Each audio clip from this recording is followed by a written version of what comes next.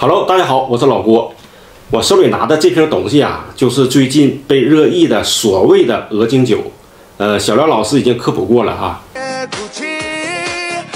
现在有些养坐蚕的喜欢做这样的酒，这是喷到酒里边的。他们说这是雄蛾子的精子，用它泡酒大补。其实这玩意儿我上植保专业的时候学过，叫永变。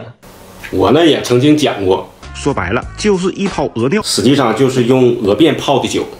肯定不是鹅精啊，鹅精的含量是很少的，一只蛾子也就 0.03 到 0.05 克，而且输精管又长又弯又脆弱，用手挤很难挤出来。有些个别的人认为，雄蚕蛾啊是老祖宗认为的神虫，每个部位啊都能入药，即便是鹅尿也能滋补壮阳。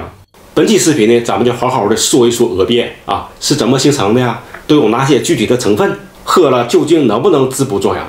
鹅便也称鹅尿，存储在直肠基部膨大的直肠囊内，鹅便的底部有一些白色的沉淀物，这些沉淀物主要的成分就是尿酸。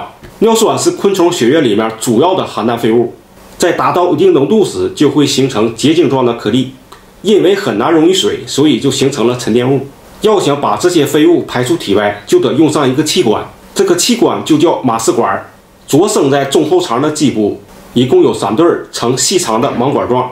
马氏管的作用跟肾脏差不多，都是可以把血液中的一些废物啊过滤掉，形成尿液。因为蛾子没有膀胱，所以尿液呢就直接排到了直肠囊里面。鹅便除了尿酸，还会有马氏管代谢出来的尿囊素、尿囊酸、嘌呤物、氨、水分和少量的尿素。那么鹅便有没有营养物质呢？还真有。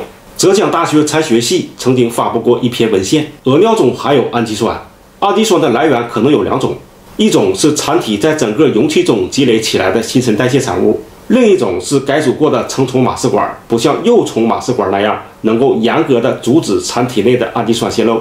鹅便还有一部分物质是来自于中肠的消化物，有的朋友就会问了，蛾子不吃不喝，哪来的消化物呢？这些消化物来自于幼虫时期，幼虫虽然在吐丝作茧之前会把肠道的食物全部排空，但仍然会残留微量的残液渣子附着在肠壁上，这些残液最终会被细菌分解掉，形成黄褐色的液体。体内的残液越多，液体就会越深，如果流的少，颜色就会浅。等到蛾子快要羽化的时候，都会排入到直肠囊里面与尿液混合。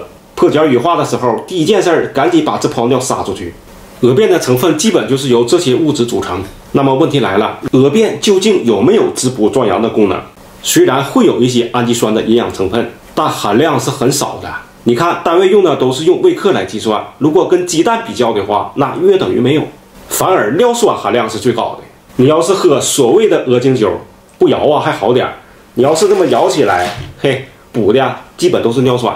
所以鹅便能滋补壮阳，我觉得不太靠谱。医书有记载，雄蚕蛾属实有滋补壮阳的作用，但它指的是雄蚕蛾，并不是指的鹅尿。壮阳是因为雄蚕蛾体内有一些能够提高男性性功能的雄性激素物质，比如前列腺素、睾丸酮。